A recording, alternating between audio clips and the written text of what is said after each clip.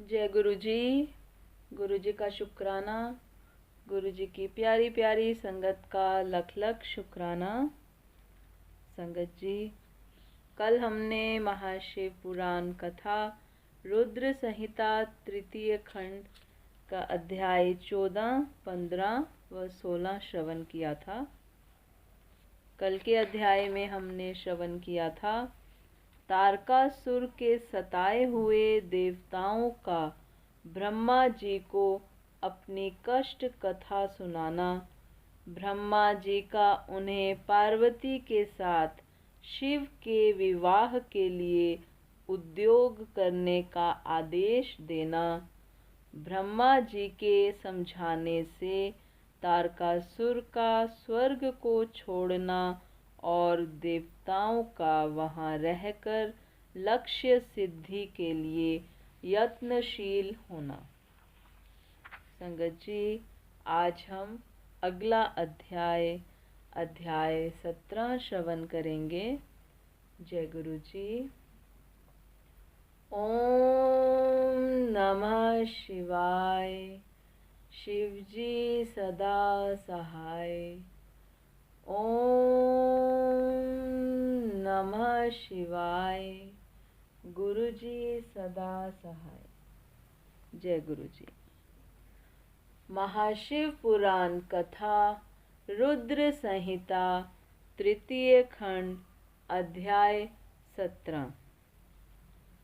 इंद्र द्वारा काम का स्मरण, उसके साथ उनकी बातचीत तथा उनके कहने से काम का शिव को मोहने के लिए प्रस्थान। ब्रह्मा जी कहते हैं, नारद, देवताओं के चले जाने पर दुरात्मा तारक दैत्य से पीड़ित हुए इंद्र ने कामदेव का स्मरण किया। कामदेव तत्काल वहां आ पहुंचा। तब इंद्र ने मित्रता का धर्म बतलाते हुए काम से कहा, मित्र, कालवशात मुझ पर असाध्य दुख आ पड़ा है। उसे तुम्हारे बिना कोई भी दूर नहीं कर सकता। दाता की परीक्षा, दुर्भिक्ष में शूरवीर की परीक्षा, रणभूमि में मित्र की परीक्षा, आपत्ति काल में तथा स्त्रियों के कुल की परीक्षा पति के असमर्थ हो जाने पर होती है। तात, संकट पड़ने पर विनय की परीक्षा होती है और परोक्ष में सत्य एवं उत्तम स्नेह की, अन्यथा नहीं। यह मैंने सच्ची बात कही है। मित्रवर, इस समय मुझ पर जो विपत्ति आई है उसका निवारण दूसरे किसी से नहीं हो सकता। अतः आज तुम्हारी परीक्षा हो जाएगी। यह कार्य केवल मेरा ही है और मुझे ही सुख देने वाला है, ऐसी बात नहीं, अपितु यह समस्त देवता आदि का कार्य है, इसमें संशय नहीं है। इंद्र की यह बात सुनकर कामदेव मुस्कुराया और प्रेम पूर्वक गंभीर वाणी में बोला।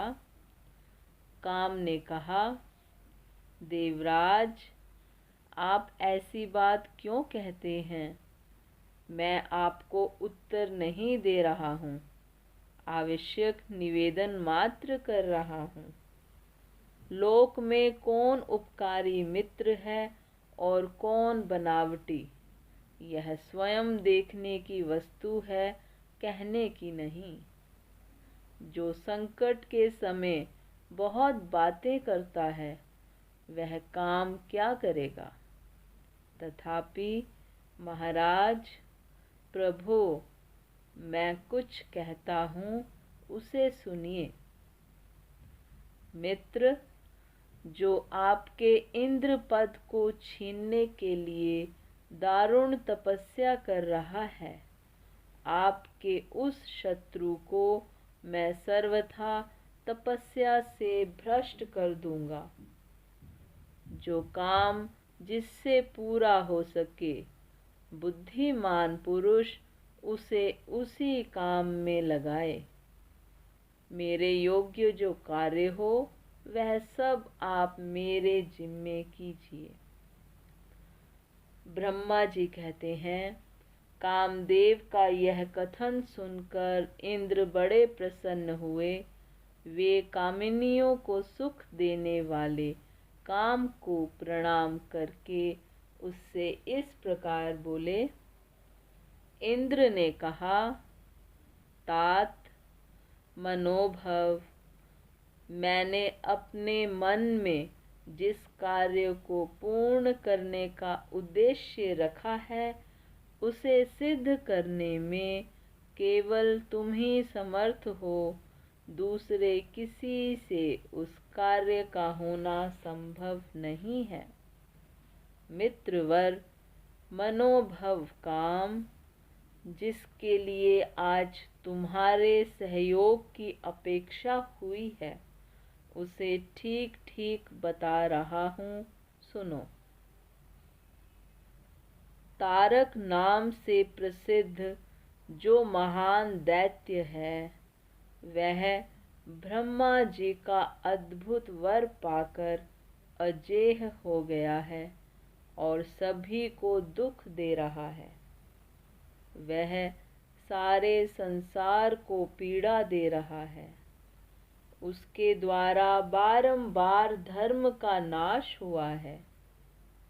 उससे सब देवता और समस्त ऋषि दुखी हुए हैं।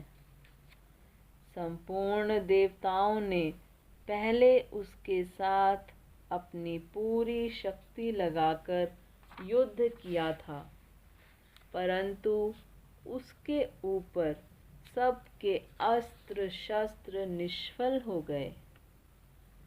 जल के स्वामी वरुण का पाश टूट गया। श्री हरि का सुदर्शन चक्र भी वहां सफल नहीं हुआ।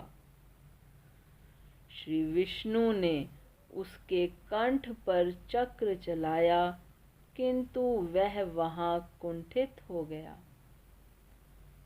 ब्रह्मा जी ने महायोगीश्वर भगवान शंभु के वीर्य से उत्पन्न हुए बालक के हाथ से इस दुरात्मा दैत्य की मृत्यु बताई है।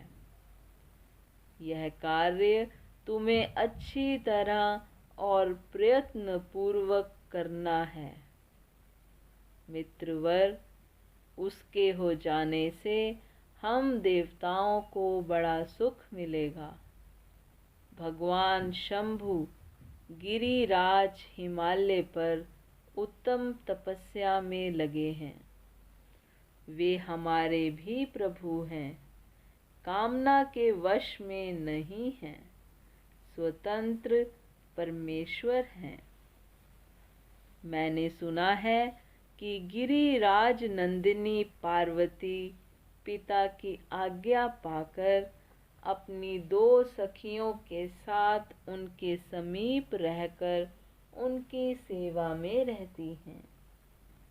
उनका यह प्रयत्न महादेव जी को पति रूप में प्राप्त करने के लिए ही है, परंतु भगवान शिव अपने मन को संयम नियम से वश में रखते हैं।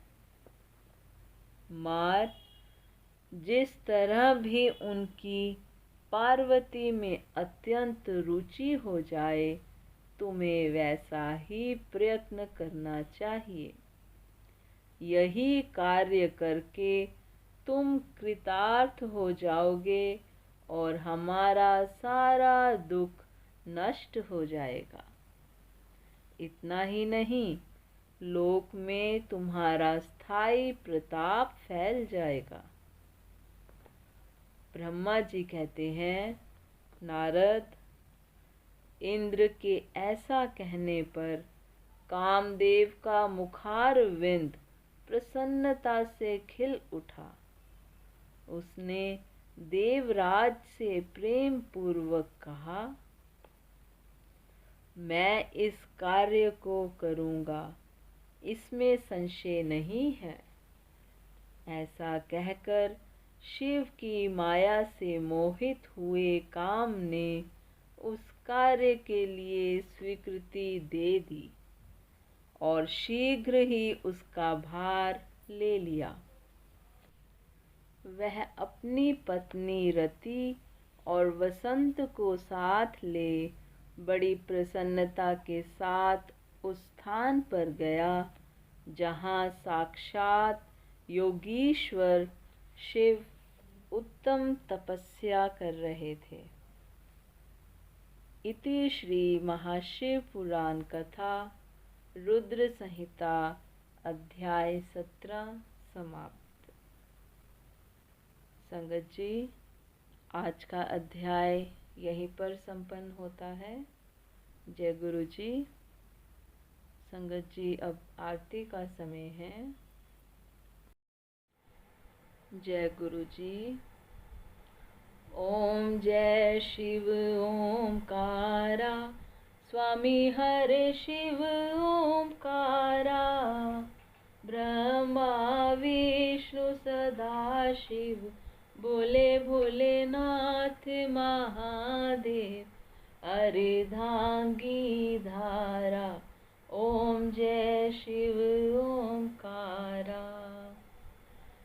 एकानन चतुरानन पंचानन राजे, स्वामी पंचानन राजे, हंसानन गरुड़ासन, वृषवाहन साजे।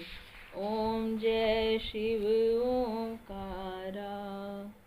दो भुज चार चतुर्भुज, 10 भुज ते सोहे, स्वामी 10 भुज ते सोहे।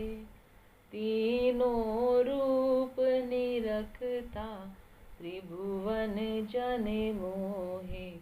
ओम जय शिव ओंकारा। अक्षमाला बनिमाला, मुंडमाला धारी, स्वामी मुंडमाला धारी। चंदन मृग मद चंदा, भोले शुभकारी। ओम जय शिव ओंकारा। श्वेतांबर पीतांबर, बाघांबर अंगे, स्वामी बाघांबर अंगे। सनकादिक ब्रह्मादिक, भूतादिक संगे। ओम जय शिव ओंकारा। करके मध्य कमंडल, चक्र त्रिशूल धरता, भोले चक्र त्रिशूल धरता। जग करता जग हरता, जग पालन करता। ओम जय शिव ओंकारा। त्रिगुण शिव जी की आरती, जो कोई नर गावे, स्वामी प्रेम सहित गावे। कहत शिवानंद स्वामी, कहत हरि हरे स्वामी, मनवांछित फल पावे। ओम जय शिव ओंकारा। ओम जय शिव ओंकारा, स्वामी हरे शिव ओंकारा। भोले पार्वती का प्यारा, ब्रह्मा विष्णु सदाशिव बोले भोलेनाथ महादेव अर्धांगी धारा ओम जय शिव ओम कारा। बोलो शंकर भगवान की जय, भोलेनाथ भंडारी की जय, पार्वती माता की जय। बोलो सद्गुरु महाराज की जय। जय गुरु जी, शुक्राना गुरु जी, शुक्राना संगत जी। जय गुरु जी।